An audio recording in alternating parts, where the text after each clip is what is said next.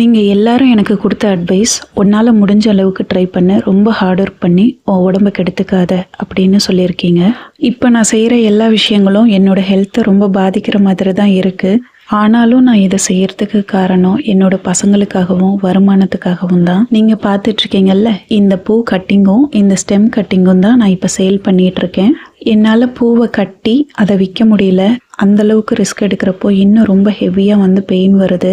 ஏன்னா இது எல்லாமே நான் உட்காந்த பொசிஷனில் பண்ணணும். வலியை தாங்க முடியலைன்னா நல்லா வாய் விட்டு அழுதுட்டு மறுபடியும் நான் ரிஸ்க் எடுத்து பண்ணிகிட்ருக்கேன்.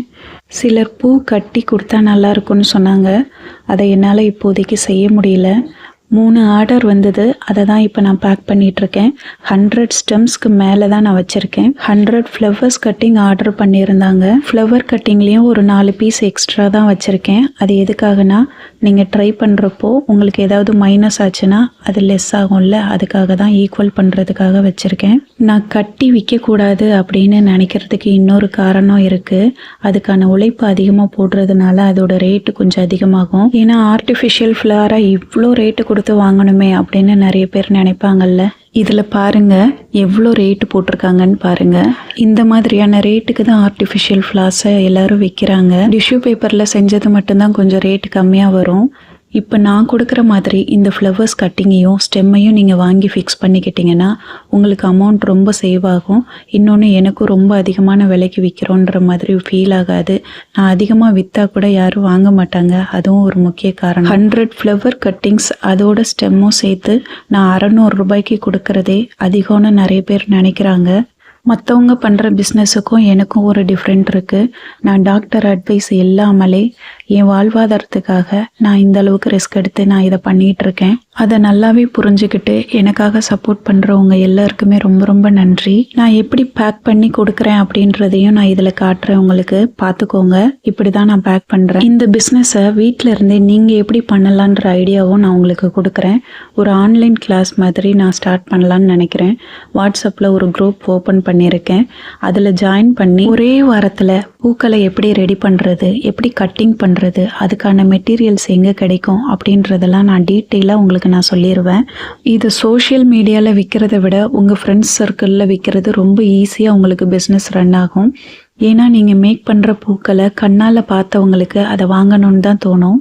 300 ருபீஸில் இந்த பிஸ்னஸை நீங்கள் எப்படி பண்ணலாம் அப்படின்ற ஃபுல் டீட்டெயிலை வீடியோக்கள் மூலமாக அழகாக உங்களுக்கு தெளிவாக சொல்லி கொடுத்துட்றேன். விருப்பம் இருக்கிறவங்க மேலே தெரிகிற இந்த வாட்ஸ்அப் நம்பருக்கு மெசேஜ் பண்ணி ஜாயின் பண்ணிக்கோங்க. இந்த பேக்கிங்கில் எங்கேயுமே கேப் இருக்கக்கூடாது அப்படின்றதுக்காக அழகாக செல்லோ டேப் போட்டு ஒட்டிட்டேங்க.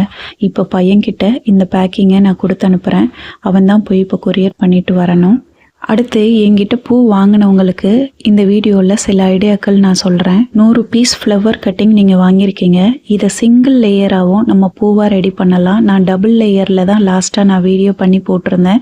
அதை பார்த்து தான் நீங்கள் ஆர்டர் பண்ணியிருந்தீங்க. சிங்கிள் லேயரில் நம்ம பண்ணுறப்போ மொட்டுக்கள் மாதிரி இருக்கும். இந்த டைப்பும் பார்க்குறதுக்கு ரொம்ப அழகாக இருக்கும்.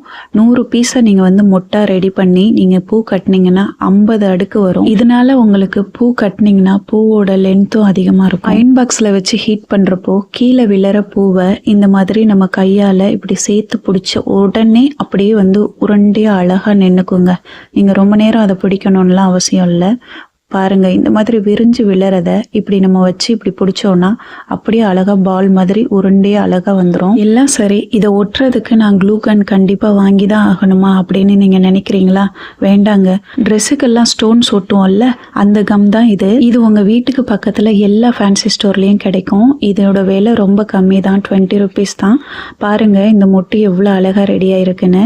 பூ கட்டினா லென்த் அதிகமாக இருக்கணும் அப்படின்னு நினைக்கிறவங்க இந்த மெத்தடில் ட்ரை பண்ணுங்கள். இது உங்களுக்கு ஒரு ஐடியா தான். உங்கள் விருப்பப்படி அடுக்கு மல்லியாகவும் செஞ்சுக்கலாம், இந்த மாதிரி மொட்டு டைப்லேயும் செஞ்சுக்கலாம். அதனால தான் நான் காம்புகள் எல்லாமே 100க்கு மேலே அனுப்பியிருக்கேன்.